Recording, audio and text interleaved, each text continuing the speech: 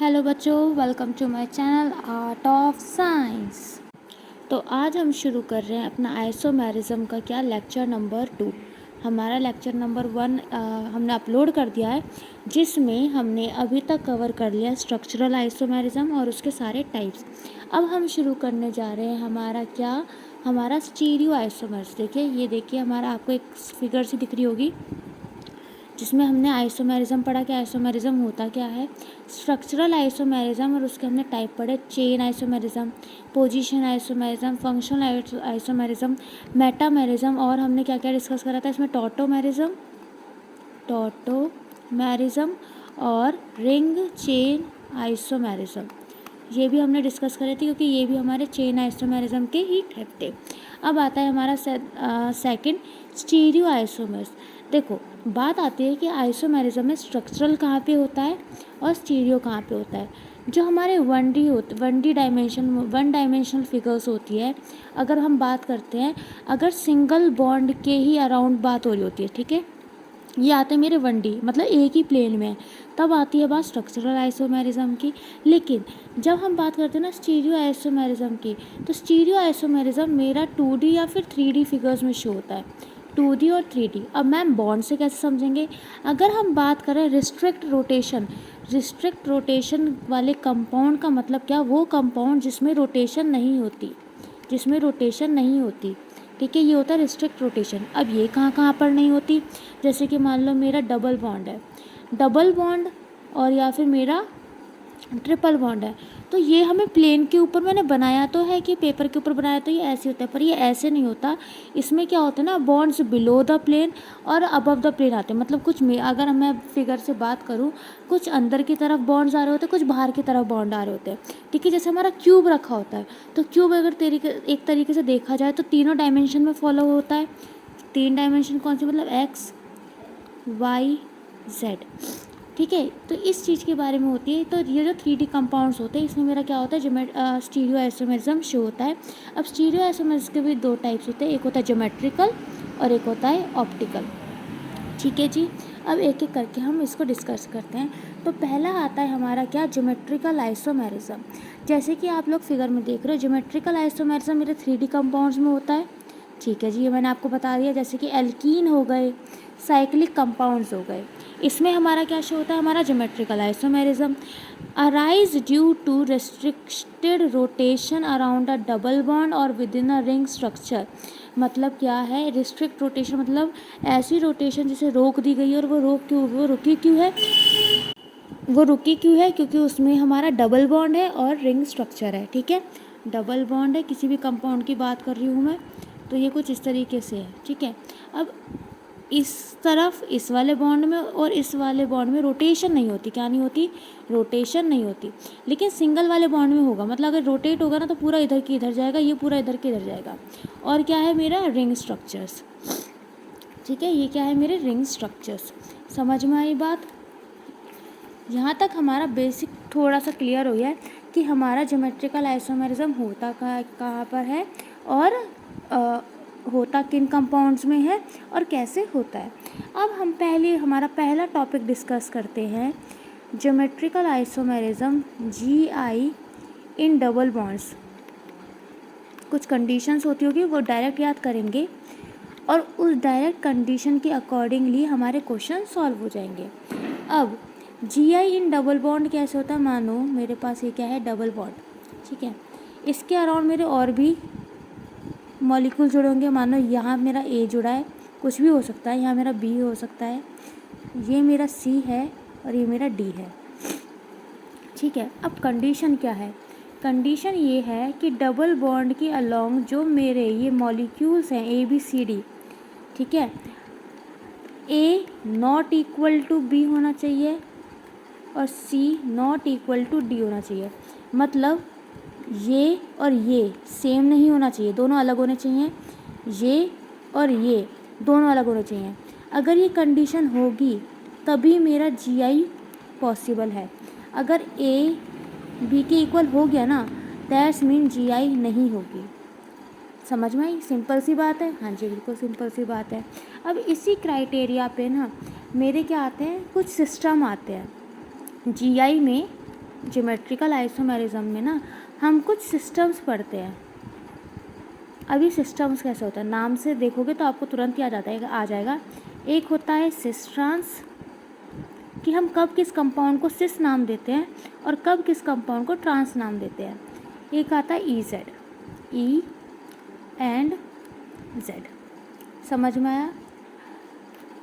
देखो, अगर हम सिर्फ मॉलिक्यूल्स को देख के बात कर रहे हैं, ठीक है, ग्रुप को देख के बात कर रहे हैं, किसको? ग्रुप को।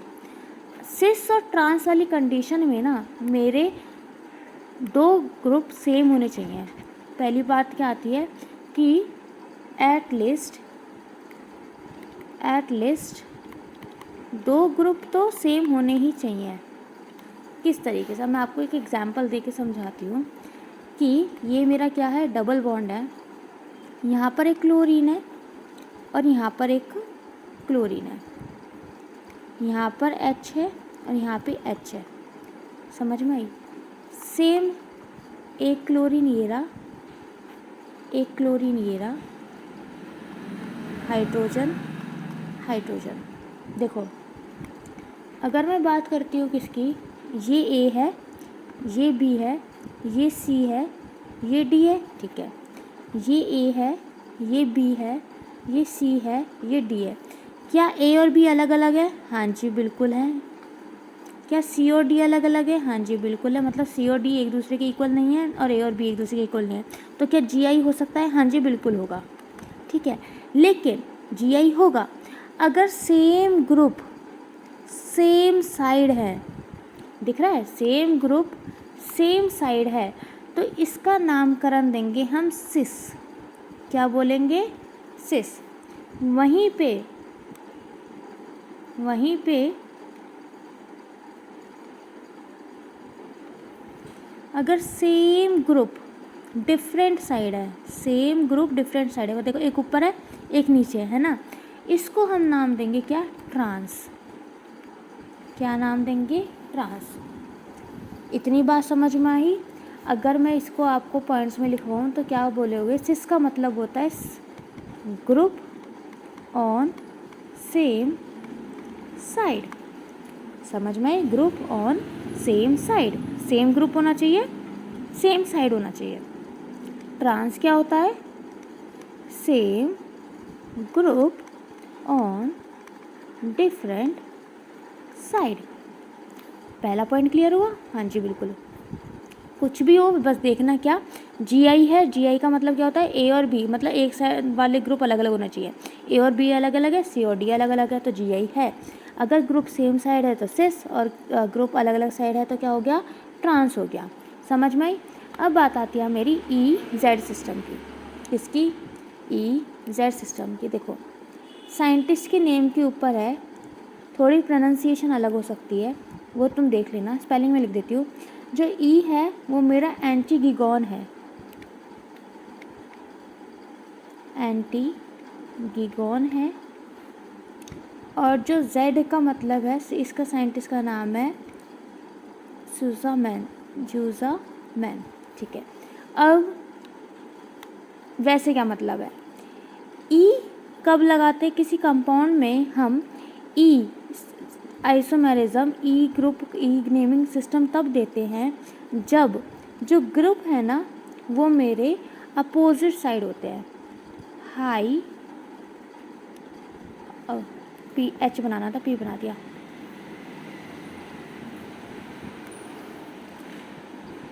High priority group on opposite side, high priority group on same side. मैंने इसको कैसे याद करा है? मैंने एक को याद कर लिया, ई मतलब एनिमी, और एनिमी एक दूसरे के अपोजिट रहते हैं। बस मैंने ऐसे याद कर रखा है कि ई मतलब एनिमी। अब बात आती है हायर प्रायोरिटी क्या होता है। हायर प्रायोरिटी मतलब एटॉमिक नंबर या कुछ भी नंबरिंग में ज़्यादा आती है। एक एग्जांपल समझा देती हूँ पहले कि हायर प्रायोरिटी का मतलब क्या है, फिर कुछ पॉइंट्स लिखाऊंगी। मान लो ये C डबल बॉन्ड C है, ये है फ्लोरीन, ये है ब्रोमीन, यहाँ है हाइड्रोजन और यहाँ है आयोडीन। ठीक है, अब देखो ए और बी की बात हो रही है। ठीक है, किस किस की बात हो रही है? ए फ्लोरीन है, एटॉमिक नंबर क्या है 9।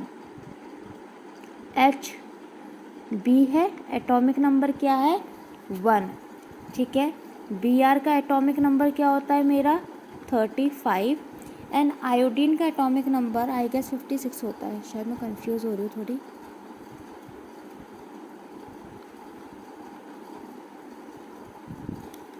आयोडीन का एटॉमिक नंबर मेरा 53 होता है और ब्रोमीन का हमारा क्या 35 ही होता है। ठीक है, ये समझ में आई।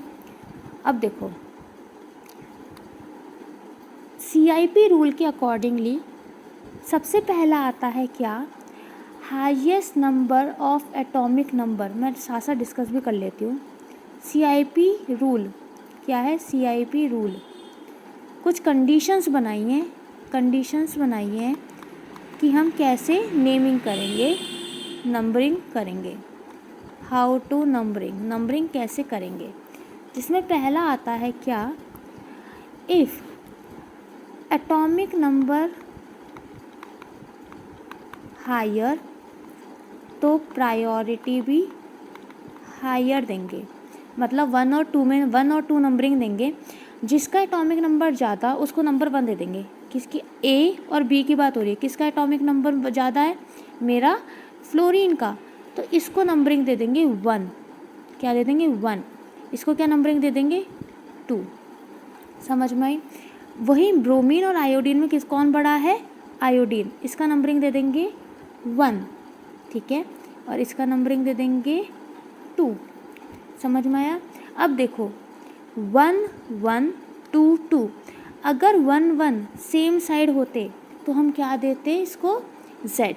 लेकिन 1 नंबरिंग दोनों बिल्कुल अपोजिट है, उल्टा डायरेक्शन में है, दोनों अलग अलग है, एक 1 इधर एक 1 इधर, तो हम इसका नाम दे देंगे E मतलब एनिमी। समझ में आया? क्या है ये? E isomer. क्या है ये? E isomer. वहीं पे अगर मेरा एग्जाम्पल होता कुछ इस तरीके से, इसको हटाती हूँ, क्लास थोड़ा शोर आ सकता है आपको ट्रैफिक का, प्लीज़ उसमें थोड़ा वो कर लेना। ये क्या था मेरा? दोनों अपोजिट है तो E। ठीक है, अब वहीं पे मैं अगर सेम एग्जांपल दूँ, ये मेरा C, ये मेरा फ्लोरीन, ये मेरा आयोडीन, ये मेरा ब्रोमीन और ये मेरा हाइड्रोजन। ठीक है, वही नंबरिंग दो। ये 1 है प्रायोरिटी में, ये 2 है, ये 1 है प्रायोरिटी में, ये 2 है, 1 1 सेम साइड, तो ये मेरा क्या है? Z type. पहला CIP का रूल क्लियर हुआ? ठीक है जी। अब मूव ऑन करते हैं हमारा नेक्स्ट पे।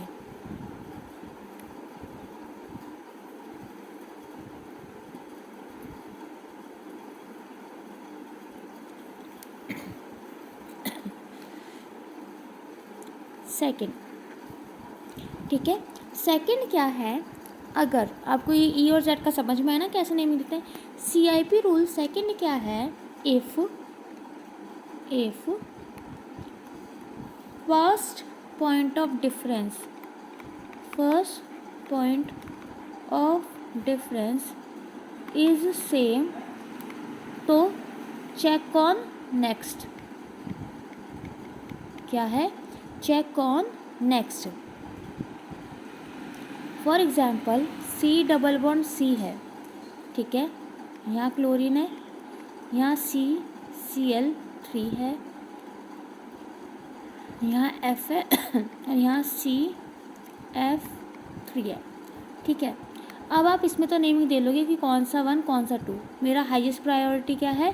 क्लोरीन है, तो इसका 1 आ गया, इसका 2 आ गया। पर अगर देखो यहाँ भी कार्बन है, यहाँ भी कार्बन है, तो फर्स्ट पॉइंट मेरा क्या है? Same. First point of difference क्या है मेरा? सेम है। तो अब मूव ऑन करेंगे नेक्स्ट में कि यहाँ क्या है? क्लोरीन, यहाँ क्या है? फ्लोरीन। कौन सा बड़ा है? ये वाला। क्लोरीन बड़ा होता है ना, तो ये भी 1 हो गया और ये क्या हो गया? 2। 1 1 सेम साइड है, 1 1 सेम साइड है, तो क्या नाम है? Z। समझ में आई? वहीं पे अगर कुछ ये इस तरीके से होता, बिल्कुल same compound CF3 CCl3 ClF, अब यही चीज़ 1 हो जाती, ये चीज़ 1 हो जाती। हाईएस्ट प्रायोरिटी डिफरेंस साइड, तो नाम क्या है मेरा E। समझ में आया? ठीक है, मूव ऑन टू नेक्स्ट। मेरा थर्ड रूल क्या है, इन केस ऑफ आइसोटोप, अगर मेरा प्रेजेंट है क्या, आइसोटोप्स प्रेजेंट हैं, तो more the atomic number more the atomic number, atomic number जितना ज़्यादा more the priority, sorry atomic number नहीं, एटॉमिक मास होगा, एटॉमिक नंबर तो सेम ही होता है आइसोटोप में, सॉरी एटॉमिक मास सेम है तो प्रायोरिटी ज़्यादा है। फॉर एग्ज़ाम्पल हाइड्रोजन के बात करते हैं, हाइड्रोजन के आइसोटॉप्स क्या होते हैं मेरा, ट्रिटियम, डिटिरियम और क्या, हाइड्रोजन। अरे क्या हो गया इसको, आपको पता है जो ट्रिटियम होता है सबसे ज़्यादा मास होता है, फिर डिटिरियम और फिर हाइड्रोजन, ठीक है। तो अब अगर मैं इसका एग्जांपल लेती हूँ क्या, C डबल बॉन्ड C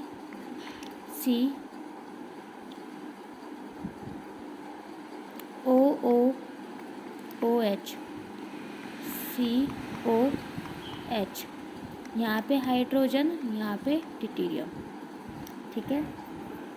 अब ये जो ये वाला जो ऑक्सीजन है ये 16 है और ये क्या है 18 है, ये भी ऑक्सीजन भी आइसोटोप वाले हैं, हाइड्रोजन भी आइसोटोप है।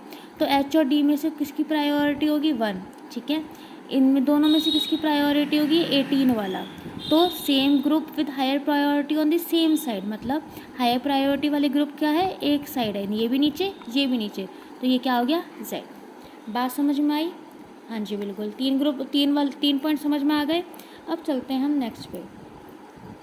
अगर डबल बॉन्ड सेम होते हैं, if atoms are same, if atoms are same but bonds different हैं, अलग अलग बॉन्ड है, तो हम प्रायोरिटी कैसे देंगे, ट्रिपल बॉन्ड को सबसे पहले, फिर डबल बॉन्ड को, और लास्ट में किसको, सिंगल बॉन्ड को देंगे प्रायोरिटी। एग्जाम्पल देख लो, C double bond C, CH2 double bond CH2, CH triple bond CH, यहाँ पर आ जाएगा आयोडीन, यहाँ पर आ जाएगा क्लोरीन, ठीक है। आयोडीन और क्लोरीन में से किसकी प्रायोरिटी ज़्यादा है, आयोडीन की। ये डबल बॉन्ड है तो कार्बन कार्बन, ठीक है, कार्बन कार्बन, ठीक है। यहाँ डबल बॉन्ड, यहाँ ट्रिपल बॉन्ड, किसकी प्रायोरिटी ज़्यादा होगी, ट्रिपल बॉन्ड की, 1 1, तो क्या नाम आ गया मेरा Z। समझ में आई बात? ये आ गए हमारे, हमने अभी GI देखी डबल बॉन्ड में, हमने CIP रूल डिस्कस करे, ठीक है। अब GI में हमने 2 टाइप के सिस्टम पढ़े, एक होता है सिस ट्रांस और एक होता है E and Z। Next lecture में हम करेंगे GI इन साइक्लो कंपाउंड्स और अपना नेक्स्ट स्टीरियो आइसोमर का नेक्स्ट हमारा ऑप्टिकल आइसोमेरिज्म, ठीक है। अगर आपको वीडियो पसंद आई है तो वीडियो लाइक कर दीजिए, चैनल को सब्सक्राइब कर दीजिए, please like share and subscribe. Thank you for watching.